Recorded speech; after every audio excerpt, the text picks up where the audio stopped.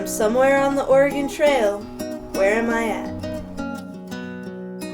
Located between the Wyoming-Idaho border and Montpelier, Idaho, is a place known to the Oregon Trail emigrants as Big Hill. This part of the trail crosses the Sheep Creek Hills and was used by both emigrants headed to Oregon and those headed to California. The descent down Big Hill was very difficult, being one of the steepest portions of the entire trail. Thousands of immigrants came down Big Hill into the Bear River Valley from 1841 to the 1880s. We went a few miles farther when we had to cross a very high hill, which is said to be the greatest impediment on the whole route from the United States to Fort Hall. The ascent is very long and tedious, but the descent is still more abrupt and difficult. Theodore Talbot, September 7th, 1843.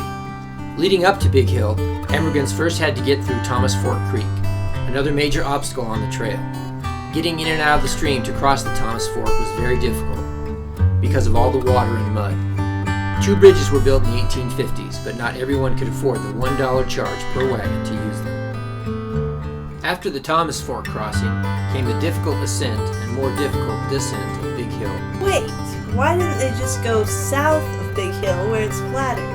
That alternative also had water issues to deal with, just like the Thomas Fork crossing, because it followed the Bear River. The McCauley's did construct a toll road to the south in 1852, which was used by some immigrants, but then destroyed later by high water.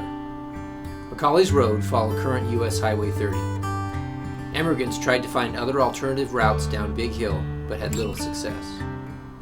We started at 6 o'clock, forded Thomas Fork, and turning to the west came to a high spur we were compelled to climb. The distance is 7 miles and we were 5 hours in crossing.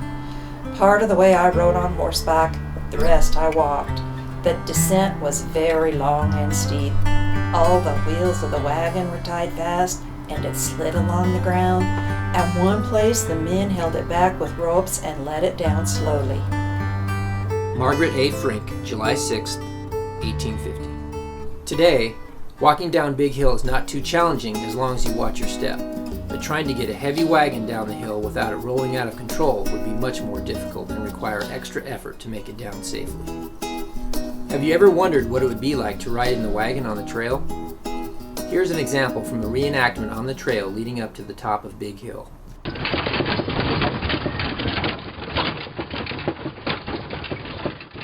As you can see, wagons were not comfortable to ride in. They do not have any springs, so you felt every bump. In addition, most of the space in the wagon was taken up by cargo. Like Margaret Frink, it would be best to either ride horseback or walk along the trail, and that is what most emigrants did. Today, the descent of Big Hill lies on public lands managed by the Idaho BLM Pocatello Field Office. It's a quiet place where you can enjoy an excellent view of the Bear River Valley.